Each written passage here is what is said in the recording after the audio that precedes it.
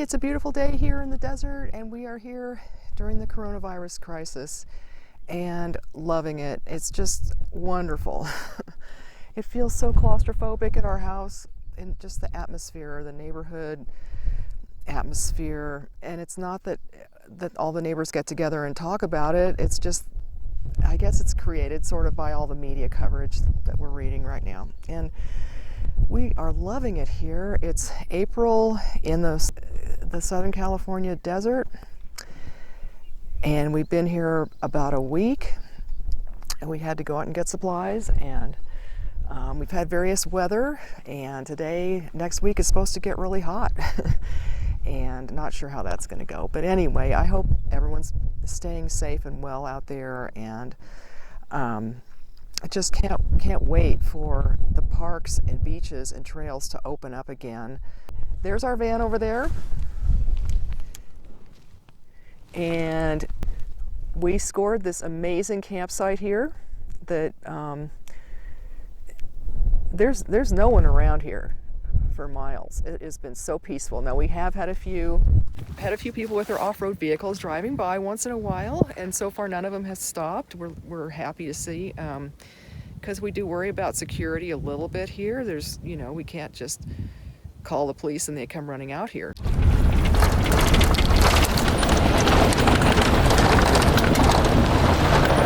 And also, even if we did, that by then somebody could do something. That's the reality of any police. Relying on the police to come save you is there's a huge delay. And this is my recording device. Isn't it cute? It's a Tascam recorder with a wind muff on it, because I'm trying out the iPhone 8 here for the first time, and it has image stabilization on the back camera. I don't know if it's the front or the back. Which side is the front? It's not the selfie camera. It has image stabilization, which is really great, and I haven't had that before. So the question is, how do we all survive this period in our history here with a pandemic?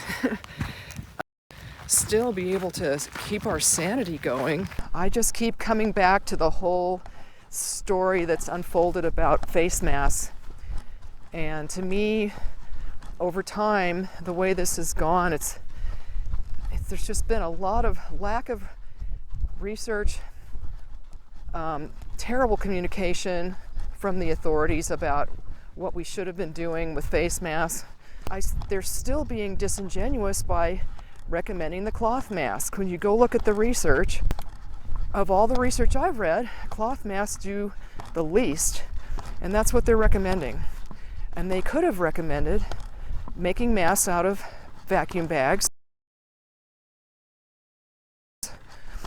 not fiberglass vacuum bags, and some people are actually doing that. So I just thought I'd pass that along, is that you can make your cloth mask, but you can put a liner from a vacuum bag, which is what I did for my family, and I sent them all masks. Now, the problem was my mask didn't look that good. I think my younger son was very embarrassed to be seen wearing his really dorky looking mask.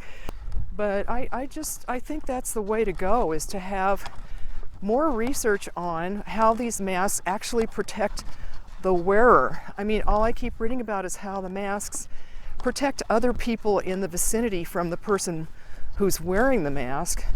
What do I know? I'm not a virologist or a scientist or anything like that. Just opinion. This is all just personal opinion.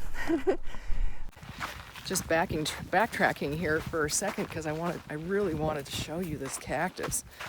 Look at this amazing. Those are just starting to bloom. I'm really looking forward to being here when there's a little cactus by our campsite. I'm really hoping by the time we're done camping here, we will get to see the color of the flowers on this cactus. Maybe by the time I finish editing my video. Yeah, I just keep coming back to, you've got to protect yourself. We're planning to stay here a little bit longer. We feel so lucky. I mean, all the organized campgrounds, of course, everyone knows, are closed. dispersed camping is still allowed in certain areas, but there was a report that in Mono County and Inyo County, there was a fellow on YouTube reporting that he was chased out of his campsite. I think he was in Inyo County in California by a sheriff. Even though I've scoured the websites over and over and I cannot see any mention of, dispersed camping not being allowed.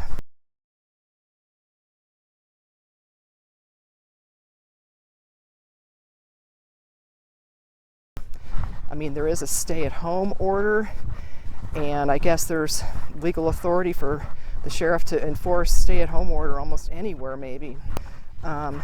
All you, the preppers in the world, this is their moment. They've been prepping for this maybe for years. So they know what to do. They've got all the safety and food and water and everything figured out. So, I mean, RV parks are open. We just went to one to refill our water tanks near Las Vegas. Super nice that they would let us refill our freshwater tank there. And they were even nice enough to say our RV wasn't too old to stay there, even though it's 20 years old. So we've had some really nice hikes around here. Morning walk, we found the barrel cactus family with the youngest member right here in the foreground. Look how tiny. And there's the whole rest of the family up there on the hill. But we're not sure how long we'll stay in this particular site at this particular altitude. If it gets to be a lot hotter, like they're kind of saying below this altitude, it's going to be in the 95s next week, which would make it maybe in the 80s here, and our RV is really going to be too hot, maybe. Here's another one of these cactuses. Look at that. That is gorgeous. It's really pretty here. This is just an old road that people ride horses down once in a while. But this is really the least free I've ever felt in my entire life.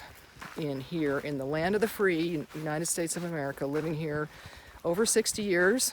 It's the least free I've ever felt right now. And some of you will say, oh, it's because you're in California and, they've been very hard clamping down. And, I think that they're just trying to be safe. So, of course, nobody wants to be locked in their home. I don't want to be. But then there's the question of, would you rather do that or would you rather die? And, we're older, so we don't have underlying conditions that we know of. Of course, you never really know unless you've been going to the doctor every week, which I've kind of cut out going to the doctor because sometimes it's just not that helpful with some of my issues. Look at this cactus. Wow.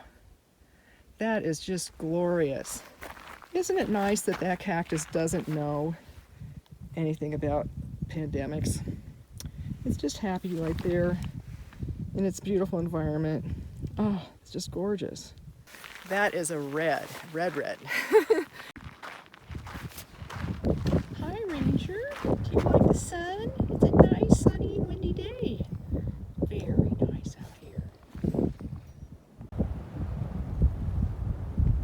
Husband's out there enjoying his morning yoga. So the other issue that we hadn't really figured out how to deal with during the coronavirus, as probably all of you can guess, we are, kind of limited on the toilet paper and paper towels. And even if we go to a grocery store, so we made the major trip to Las Vegas, could not find any paper towels in 2 different grocery stores. And in case there's anybody out there that thinks, oh, I wish I was out there in the desert doing that, just remember, there was one day when I just thought, boy, maybe we should just go home. It's not easy. It's not as easy as being at home. Laundry, cooking, and dish cleaning is so much easier at home. It takes us a long time. It takes a long time for us to do a lot of things. out here. And plus it's crowded in the van, so it's just, we're always doing the do-si-do to see who gets to go down the hall and get their clothes out of their cupboard. We've kind of got it down to a good routine now, but and then sleeping, we've had a number of nights where finally we had to make ourselves a go-to-bed checklist, because we would every night forget some little mechanical device and forget to turn it off. So in the middle of the night, the heater would go off, which is very disturbing for us in this small, relatively small van. And then we would forget to turn off the water pump. That's loud. And we would forget to put a jacket on the dog. Maybe we'd go to bed and it wasn't that cold, and then in the middle of the night it gets cold. Or we would forget to silence our phones, or we've done so many things like that where we we're the cause of our own not getting a good night's sleep. And then we need to take a longer nap during the day, and then the whole day becomes a day of mainly kind of recovering from the night of not getting enough sleep. So it's not super easy, but it is great in terms of we can go on any hike anywhere we want in this area, and no one's saying that road is closed or that trail is closed. And we haven't seen any people except in a few cars, and we don't have to worry about walking 6 feet away from anyone. And but it's been cold, and we've had a water leak. Still have a water leak. I mean, there have been so many water leaks in this older 20-year-old RV. This one is still going. I thought I had it fixed. After you finish making any leak repairs on an RV, test it with the garden hose. I was lazy and feeling overwhelmed by all the other projects, and I didn't test it. So it turns out it's still leaking from the refrigerator vent area into the bathroom. Watching TV, we don't quite have that down yet. We're just using our phone data again to kind of watch episodes of the nightly news and things like that. And then medical care. Our plan, we're really not near any medical facilities here, so but we're fortunate to have the two of us, and our plan is that if either one of us starts feeling feverish or sick, then the other one could drive us all back home, and we're not that far from home, really a few hours away. So that's our plan. But at home we would be safer. We would feel safer, even though maybe we're not safer at home. There are more criminals in the city, more people looking, especially now there's more crime. When we went to the markets in Las Vegas, they had 2 security men at the exit and entrance door, and everyone had to enter and exit out the door. And I asked them, why do you have all the security? And they just said there's been a lot more crime during this pandemic. And that was very sad to hear. We hadn't seen that in San Diego. I think some people are very, very hard up right now. And my hearts really go out to them. Wow, these are beautiful. They like it out here in the barren, rocky pathway. It's actually kind of a riverbed.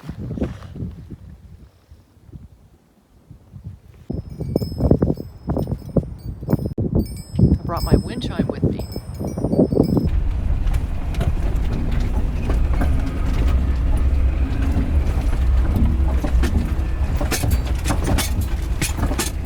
Crossing a wash area.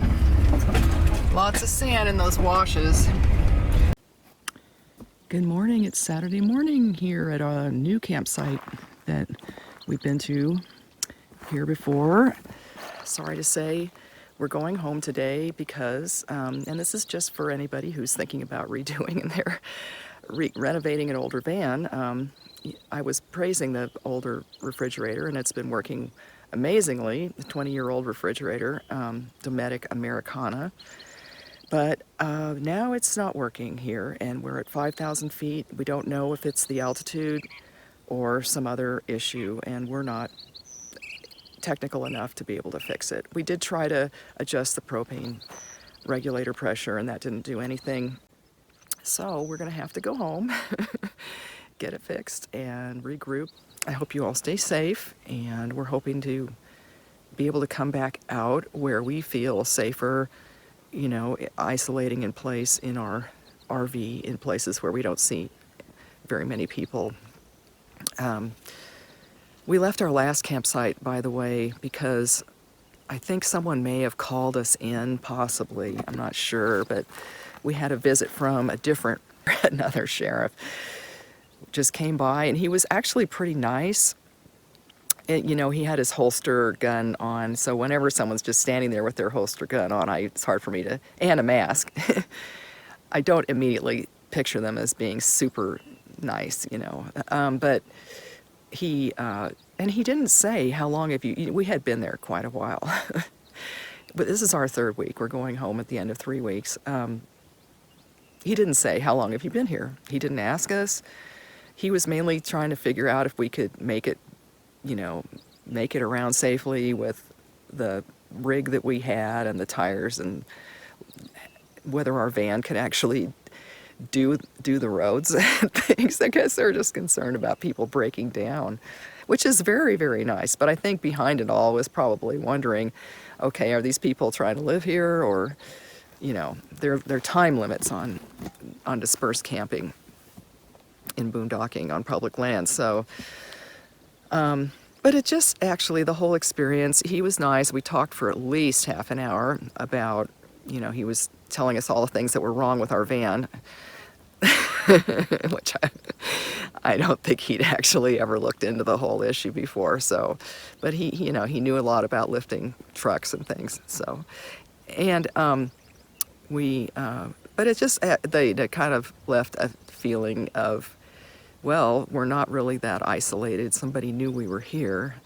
Someone reported that we were out here, I think. That could have been just a few people were driving around that area, and then we may have seen the same person twice. Maybe they called somebody. So anyway, it's fine. We can go back there some other time. But so we tried coming here, especially now. It's getting really hot, and at 5,000 feet, it wasn't really super bad yesterday.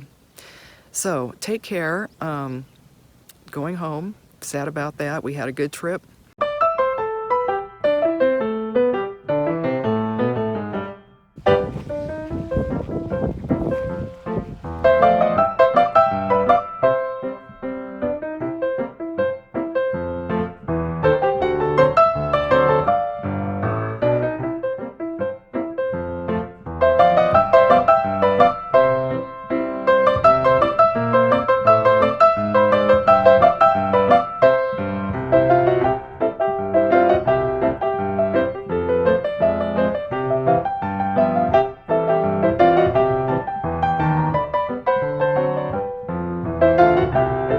Worst part of this entire road, there are these little ups and downs here.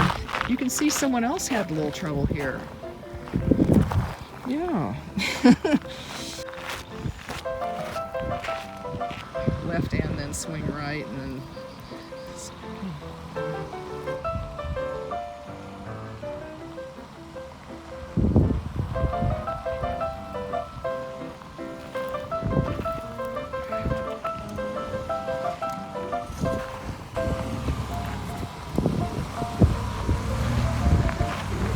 let's go see what happened back there.